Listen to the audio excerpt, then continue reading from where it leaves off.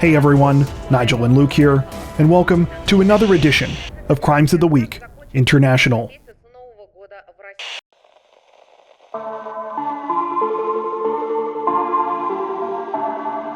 Representatives from the Australian Federal Police say that two men had to be forcibly removed from an aircraft this week after they were allegedly involved in a violent mid-flight brawl that happened in full view of dozens of other horrified passengers.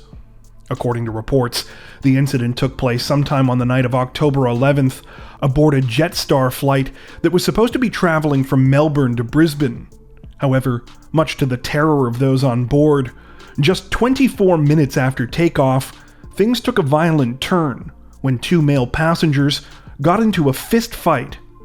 The ordeal was partially captured on video by several stunned passengers who watched from their seats as the two men pummeled each other, while several other people, including Jetstar staff, tried to break up the fight. This apparently took some time, but eventually the two men were separated, after which one of them was reportedly taken to the back of the plane. The pilot then made the decision to turn the aircraft around and land back in Melbourne, at which point both of the men involved in the fight were removed by federal police. Luckily for the rest of the passengers, once the pair were gone, they were able to take off once again and continued to Brisbane without any further problems. While few details are unfortunately available at the current time about the circumstances that led up to the dramatic incident, multiple witnesses have since stated that one of the men was causing problems well before takeoff.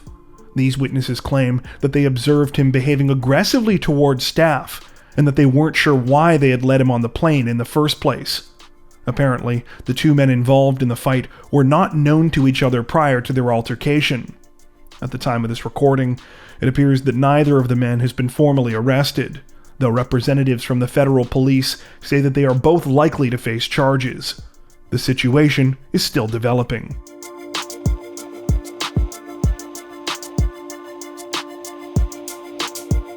Authorities in the Indian state of Maharashtra say that a former bank employee is finally in police custody this week after he pulled off a brazen robbery at his workplace and went on the run, a crime which he allegedly masterminded after watching the hit Netflix television series Money Heist. According to reports, the whole thing began sometime in early 2021, when a man named Altaf Sheikh watched Money Heist and got more than a little obsessed. Taking inspiration from the show, he decided that he could probably pull off a robbery of his own at the ICICI bank where he worked in the city of Dombivli. For more than a year, Sheikh allegedly used his position within the bank to collect information, learning extensively about the building's security system, its vaults, and its vulnerabilities. Things really started to come together when he noticed an air conditioning vent which had been opened during some repairs at the building, and it gave him an idea. After systematically and secretly widening the vent, Sheikh waited until July 9th, when the bank was closed for a holiday. He then disabled the building's alarm system and removed all of the hard copies of the surveillance footage from the security cameras before going into the vault and moving as much cash as he could through the air conditioning vent and outside to where it could be collected. In all, he managed to swipe about 34 million rupees, or about $4.1 million US from the vault. Though reports do not provide specifics about what happened next, it appears that almost immediately, Sheikh's master plan started to hit some road bumps. The bank robbery was discovered before he could get all of the money out of the building, and when police arrived, they found 22 million rupees worth of the stolen cash still inside. Still, Sheikh managed to make off with the equivalent of about $1.46 million US, which he split with 3 accomplices at the bank who had allegedly helped him, as well as his sister, who transported the cash with him about 12 miles south to the town of Tajola. It turned out that there was a bigger problem, however. Though Sheikh had stolen the hard copies of the bank's surveillance footage, he soon discovered that all of the building's cameras also automatically uploaded digital copies of their footage to one of the company's servers. To put it simply, he was busted. Deciding not to make it easy for authorities, Sheikh reportedly spent the next 3 months on the run until he was finally arrested on October 3rd in the city of Pune. Police say that all of his accomplices, including his sister, have also now been arrested, and that the vast majority of the bank's stolen money has been recovered. At the time of this recording, all 5 suspects are said to be in custody.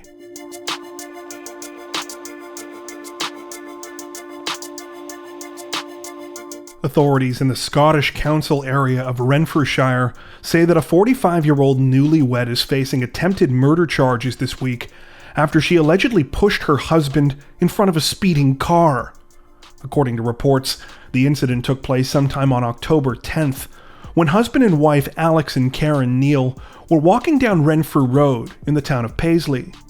Police say that at some point, Karen suddenly pushed Alex out into traffic. Without any time to react, he was reportedly struck by an oncoming vehicle and needed to be rushed to the hospital. While Alex apparently survived the terrifying ordeal, the incident took place just 2 months after he and his new wife had gotten married. Unfortunately, almost no additional details have been provided about a possible motive behind the crime, though it's said that Karen Neal has now been charged with attempted murder. At the time of this recording, Karen has made no plea in the case and has been released on bail to a friend's house. A trial is expected to take place sometime next year.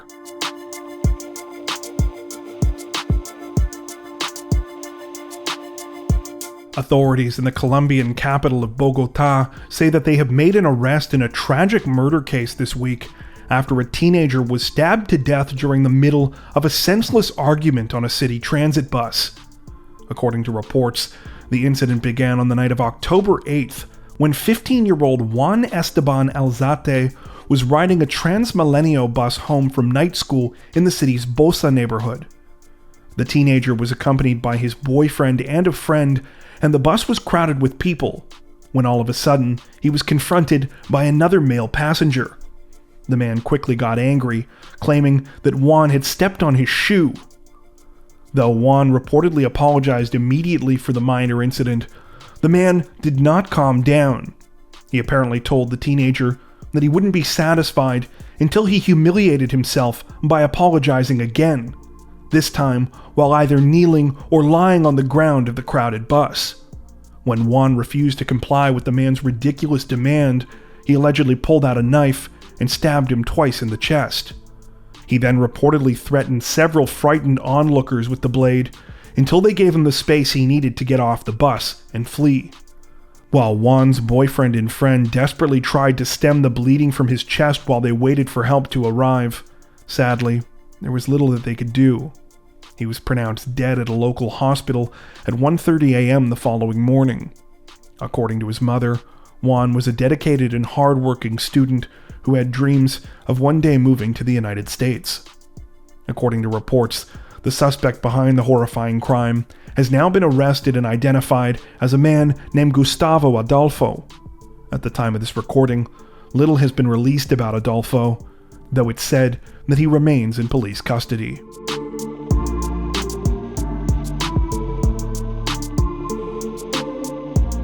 Authorities in Singapore say that a 69-year-old taxi driver is looking at some serious prison time this week after he allegedly tried to flee the scene of a traffic stop while dragging a police officer from the window of his vehicle.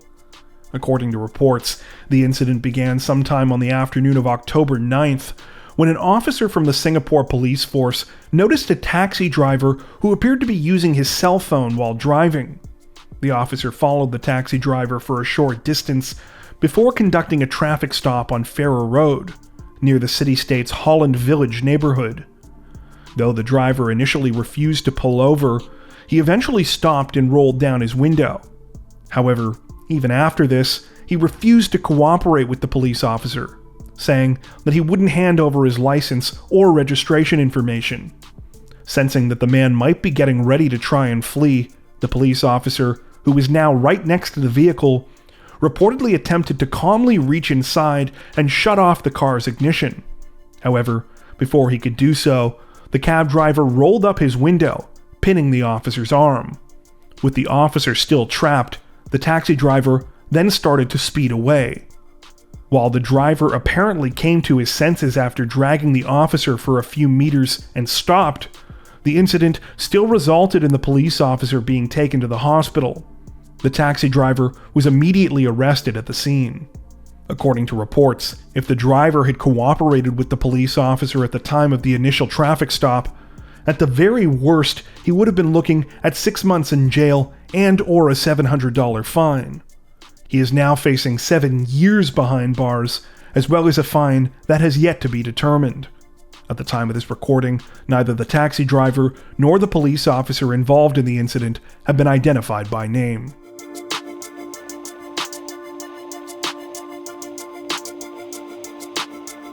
Authorities in the Indonesian city of South Jakarta say that they are investigating a well-known celebrity couple this week after their latest so-called prank video engendered decidedly few laughs. According to reports, the whole thing began recently when model Paula Verhoeven walked into a South Jakarta Metropolitan Police station and said that there was a crime that she needed to report. She went on to detail supposedly terrifying abuse that she had experienced at the hands of her actor husband Bam Wong, and began the process of filing a formal domestic violence complaint against him. Understandably, police took the issue seriously and were in the process of asking questions and filling out their report. That was, until Wong walked in out of nowhere and told everyone that they had been pranked. It turned out that the whole domestic violence claim had been fabricated and that he and his wife had been filming the whole thing for their YouTube channel. Hilarious, right?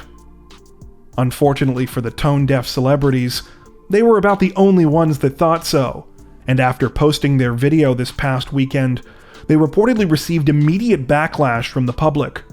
While Wong and Verhoeven apologized a couple of days later, it seems that they may now have more to worry about than just public outrage. Specifically, authorities say that they may soon be facing charges for attempting to file a false police report. Apparently, this is far from the first time the couple has courted controversy. According to local news sites we came across just earlier this summer, they also received massive backlash after they tried to trademark the name of a well-known grassroots street fashion movement popular with many of Jakarta's lower and working-class youth. The move was seen as a blatant cash grab by many young people who began to refer to the incident by the tagline, quote, "created by the poor, stolen by the rich." While most of the reports we came across were cynical about the prospect of Wong and Verhoeven facing any kind of consequences for their recent stunt, given their celebrity status in Indonesia, for their part, local authorities insist that a formal investigation is underway. If convicted, the couple could be looking at up to 1 year and 4 months in prison.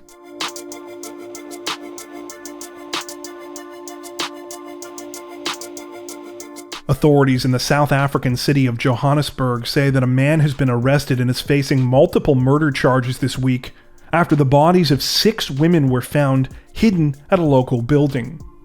According to reports, the incident began sometime on October 9th when a group of men were working at a building in Village, Maine, a semi-industrial area of the city located just south of the central business district.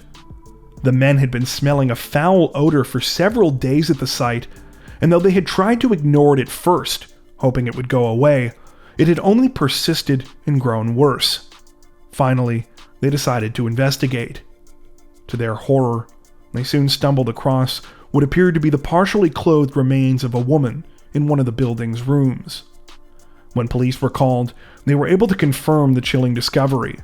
Not only that, but the woman's clothing was found to be a match to the description of a recent missing persons report in the local area. Based on this information, investigators reportedly turned their attention to a 21-year-old man who had last been seen with the suspected victim on October 2nd. The man was also allegedly just one of 2 people who had keys to the building where the woman's remains were found. Things only grew more disturbing from here, however, when police returned to the crime scene and began to uncover the remains of more women. In total, 5 more bodies were found, this time near a makeshift workshop outside of the building. Several had reportedly been left inside vehicles that were there to be fixed, while another was stuffed inside of a garbage bin. Like the first victim, all of the women were only partially clothed. Based on the state of decomposition, Authorities estimated that these 5 victims had been there for at least a month. At the time of this recording, few other details have been released about the case, though it's said that police are still working to identify all of the murdered women. Currently, none of their names, nor the name of the 21-year-old suspect, have been released. The man is now facing 6 murder charges and remains in custody.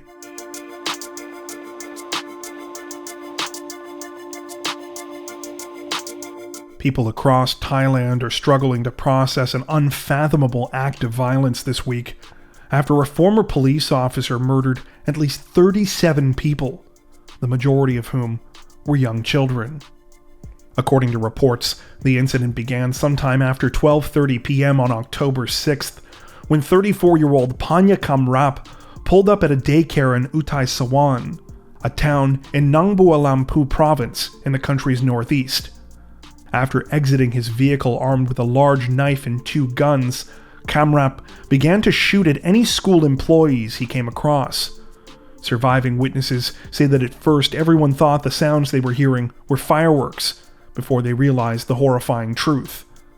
As a couple of people desperately ran and tried to get help, Kamrap allegedly attacked the remaining adults who stood in his way, before forcing his way into the locked room where the daycare's children were sleeping. Once inside, the 34-year-old began to systematically stab and shoot the children, all of whom were reportedly under the age of 6. After carrying out these unspeakable acts, Kamrap allegedly fled the scene in his white Toyota pickup truck and began driving towards his home. On the way, he continued the carnage, randomly shooting at people he passed, ramming other vehicles on the road, and at one point stopping to attack more people on the street. After arriving at his house, he reportedly set his vehicle on fire, headed inside, and murdered his wife and stepson, before finally taking his own life. As police struggled to comb through the aftermath of the various crime scenes, the death toll continued to rise by staggering amounts. According to the latest reports at the time of this recording, 37 victims are believed to have been killed, 24 of whom are said to be children. From here, reporting on the tragic incident seems to diverge. While most Western media sources claim that there was only one survivor of the daycare attack, a 3-year-old girl named Emmy, multiple news outlets that we came across out of Thailand state that at least 2 other children also survived. In either case, it appears that Emmy may have been the only uninjured survivor, as reports from Thai media allege that these 2 other survivors are currently in critical condition. Emmy, meanwhile, is said to have slept through the entire horrifying ordeal. Chillingly, it seems that the 3-year-old is just one of many potential victims of the horrifying attack who were spared due to complete chance. Apparently, the daycare where the incident took place normally looks after roughly 90 children, but due to bad weather and a school bus breaking down, less than a third of the usual class was there that day. As for the perpetrator behind the attack, Panya Kamrap, reports state that he was a disgraced former police officer. After failing a drug test in January and being found in possession of methamphetamine, the 34-year-old was officially fired from his position in June. Sources allege that he actually attended court for drug charges the morning of the attack, and a verdict was scheduled to be handed down the following day. Despite only being fired recently, those that knew Kamrap allege that his issues had been known for quite some time. Several people, including former colleagues, have since come out and said that he had a long history of drug abuse and was known for his constant behavioral problems and violent mood swings. In one instance, he reportedly pulled a gun on a bank manager who woke him up after he fell asleep outside of a bank that he was supposed to be protecting. Others say that he frequently fought with his wife, was constantly getting in people's faces about minor amounts of noise, and on at least one occasion shot a neighbor's dog during the middle of a dispute.